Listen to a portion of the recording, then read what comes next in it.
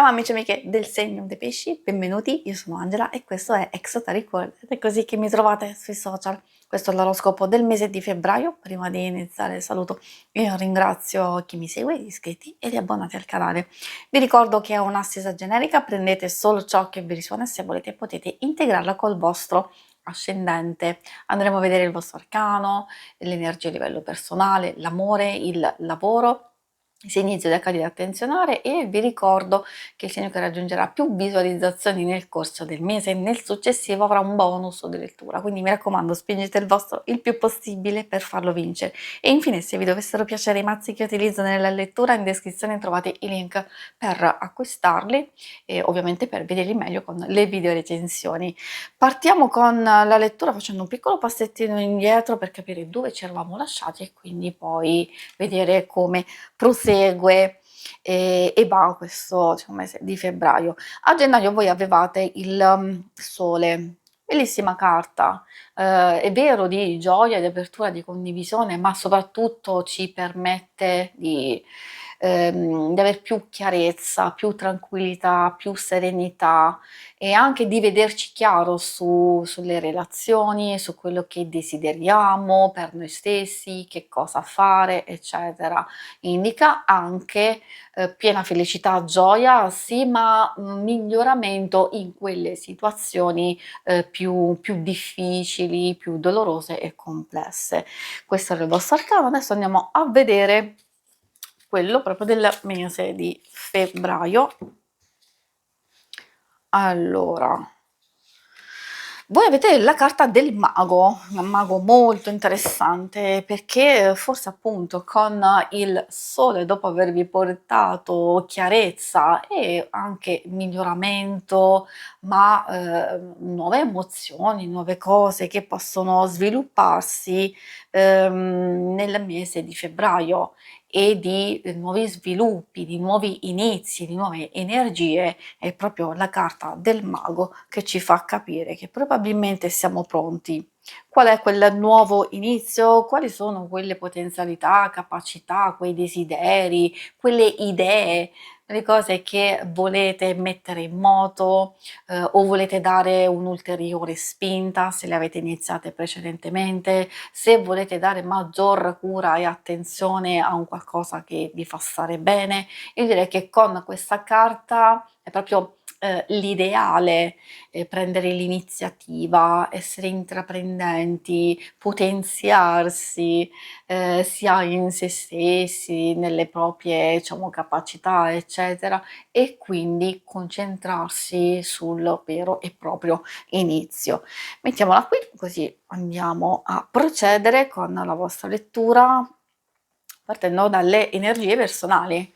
Indicazioni che vi possono aiutare a capire come gestire nel vostro mese, anche in base alle varie circostanze. E con la prima carta, quindi in circa i primi 10 giorni, l'otto di denari, secondo me ci permette di concentrarci su qualcosa di molto molto importante.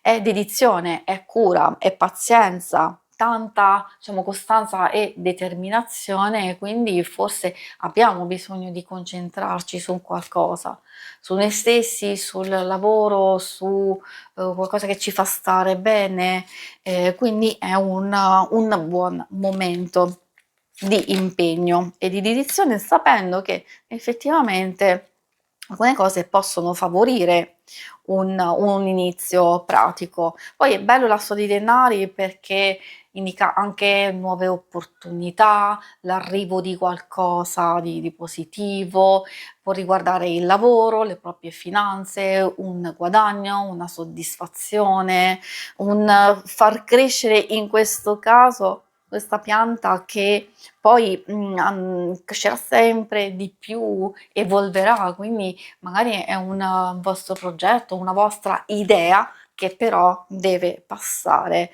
all'azione, cioè dovete effettivamente iniziare a fare qualcosa.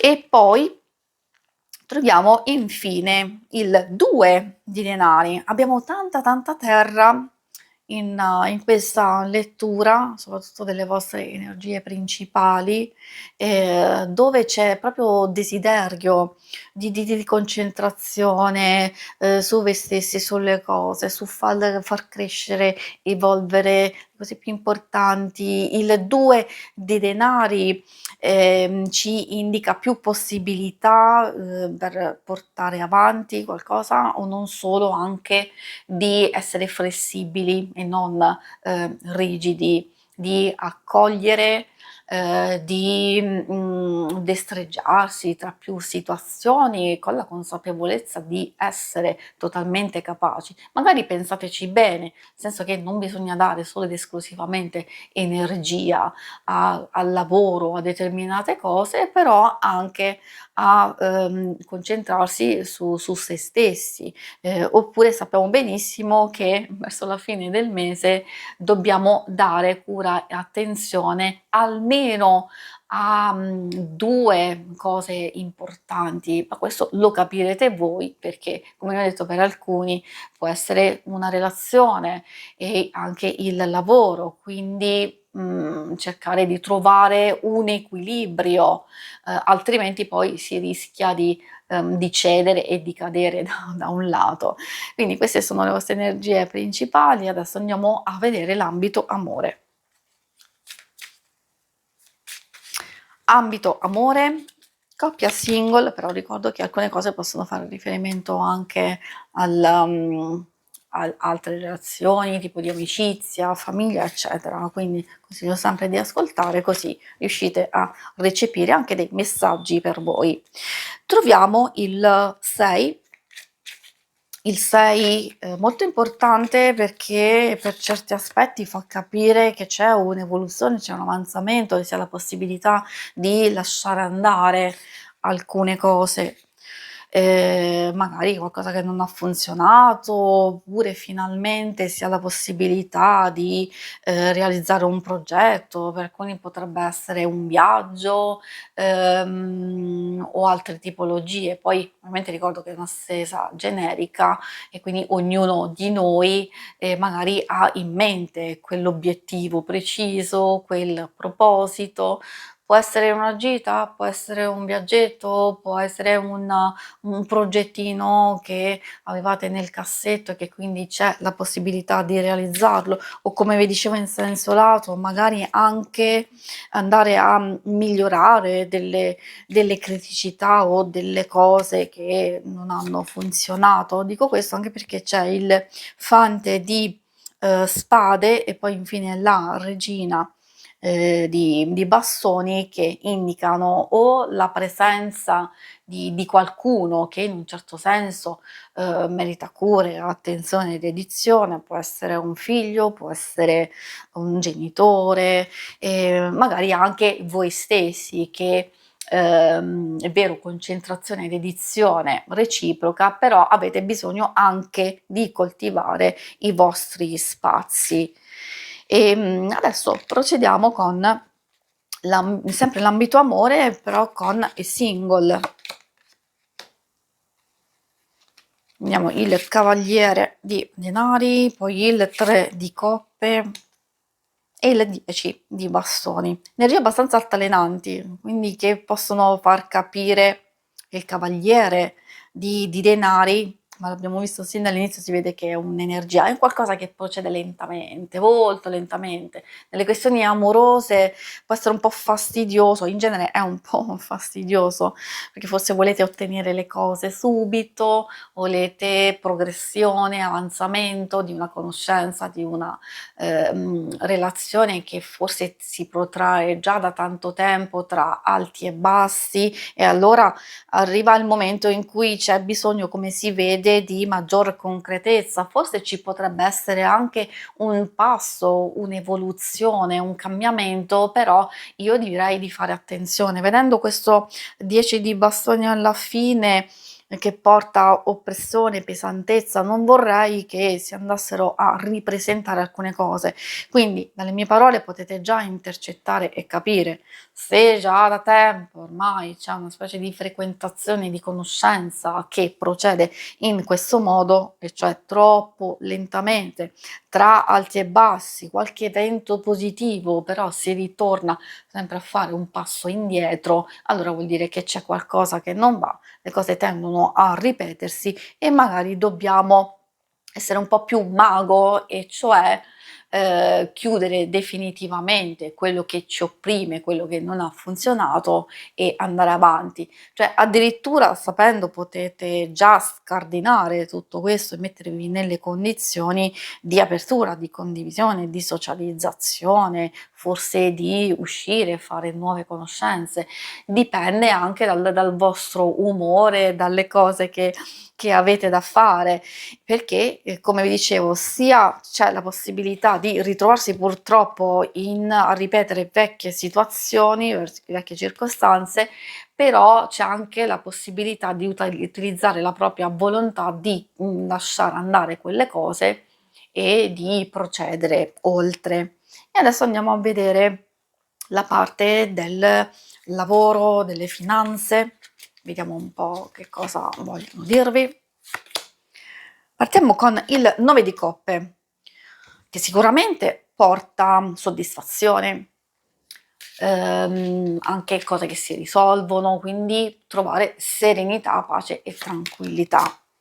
Quindi può essere un inizio abbastanza positivo, di sicuro dove alcune cose possono risolversi, quelle precedenti, quelle già in corso, oppure avere comunque un momento di serenità, un po' meno nella parte centrale dove questo 10 di spade può far capire che magari un imprevisto o un qualcosa che non abbiamo calcolato, a volte può una distrazione può portare a un errore, oppure non abbiamo pianificato qualcosa. Quindi consiglio sempre, quando salta fuori questa carta, di fare attenzione a dei segnali, a delle cose che vi possono aiutare. Poi purtroppo gli imprevisti possono succedere, magari cercare di intervenire o capire se si possono evitare o altrimenti di gestirli nel modo giusto. Quindi a livello di finanze sì, è vero, ci si deve aspettare questo imprevisto, però comunque si vede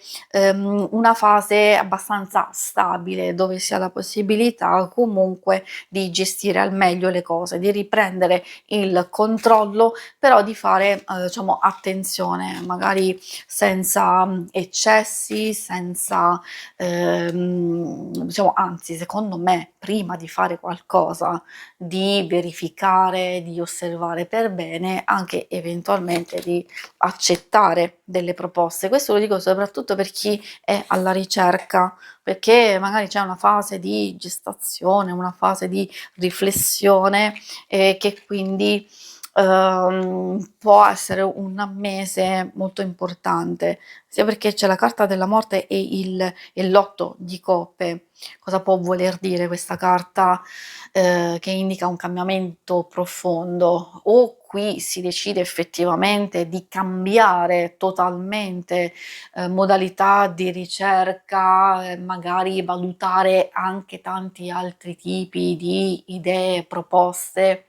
Questo lo potete capire voi. Senso lato magari può essere frustrazione, magari per tutti quelli che non sono soddisfatti del proprio lavoro, c'è qualcosa che non va, nella peggiore delle ipotesi può voler dire una conclusione, non per tutti ovviamente. Direi che essendo in questo ambito qui, e cioè chi ha già deciso di lasciarlo, allora okay, sapete già che cosa state andando incontro e allora quindi entrate nella possibilità di allontanarvi definitivamente da alcune cose per entrare in una nuova fase di ricerca successivamente. Altrimenti per tutte quelle che comunque stanno cercando, stanno aspettando, c'è una fase, un po' spenta, un po' morta appunto, magari queste vi stanno suggerendo che forse è arrivato il momento giusto di lasciare andare veramente, tutte queste situazioni precedente e di,